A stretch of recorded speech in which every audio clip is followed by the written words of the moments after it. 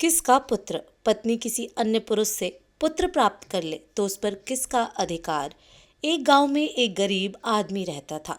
उसकी शादी हो गई।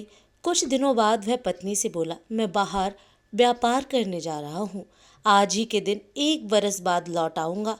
ऐसा कहकर वह चला गया। पति वहां व्यापार में व्यस्त हो गया। पत्नी यहाँ अकेली थी, जो रोज सुबह नहा धोकर पैदल ही सब्जी खरीदने जाती थी। उसी बाजार में एक धनवान पुरुष भी रोज कार से सब्जी खरीदने आता था। वह रोज इस महिला को आते हुए देखता था।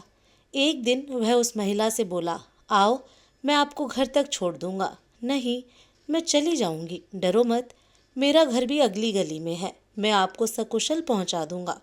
वह स्त्री कार में बैठ गई। उस पुरुष ने शांति शालीनता के साथ उस स्त्री को उसके घर के सामने उतारा और चला गया। अब यह रोज का क्रम बन गया। एक दिन उस पुरुष ने उस स्त्री के स्नेह तथा आदर से कहा, आओ चाय पीकर चली जाना। स्त्री ने उसका आग्रह स्वीकार कर लिया तथा चाय पीकर चली गई। सिलसिला आगे बढ़ा, भोजन भी होने लगा। उन दोनों के मध्य प्रेम उत्पन्न हो गया और परिणाम हुआ एक सुंदर पुत्र। वह स्त्री अपने पुत्र को उस पुरुष के घर ही रखती व नित्य एक बार जाकर उसे लाड़ प्यार से दूध पिलाकर लौट आती। 1 बरस पूरा हो गया। पति के लौट आने की तारीख आ गई। पति आ गया। पत्नी का ध्यान पुत्र में होने के कारण वह पति की बातों पर ध्यान न दे पा रही थी। उसे अशांत व खिन्न देखकर पति ने उससे पूछा, सच सच बताओ क्या हुआ। पत्नी ने सब बात कह दी और पुत्र की याद आना बताया। पति बोला, अपना पुत्र है, जा ले आ।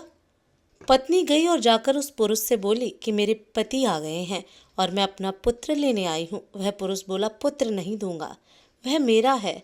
अब स्त्री और उसका पति दोनों पुत्र मांग रहे हैं तथा वह पुरुष पुत्र को अपने पास रखना चाहता है। मामला न्यायालय में गया। न्यायाधीश के समक्ष सबने अपने तर्क सुनाए। पति ने कहा, जब मेरी शादी हुई तो मेरे पास जमीन थी। मैं व्यापार करने परदेश गया तथा यह कहकर गया कि जब बोनी का समय आएगा तब आ जाऊंगा, परंतु यदि किसी कारण ना आ पाऊं तो तू किसी से खेत बुआ लेना। बरसात शुरू हो गई और मैं ना आ पाया तो मेरी पत्नी ने मेरा खेत दूसरे से बुआ लिया। अब बोने वाला व्यक्ति कह रहा है कि फसल मेरी है तो फसल तो खेत मालिक की ही रहेगी।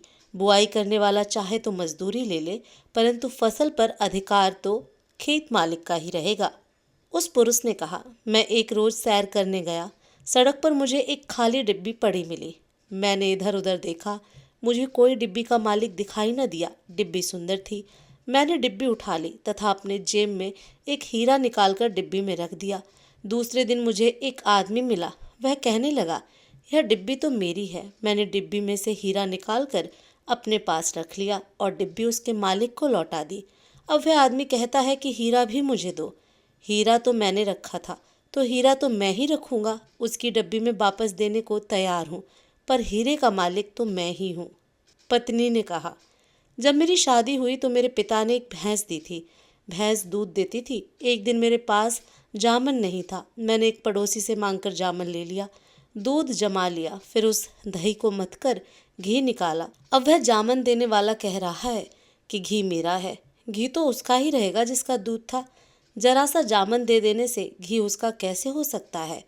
वह चाहे तो जामन के पैसे ले ले। तीनों के अपने अपने किस्से व तर्क थे।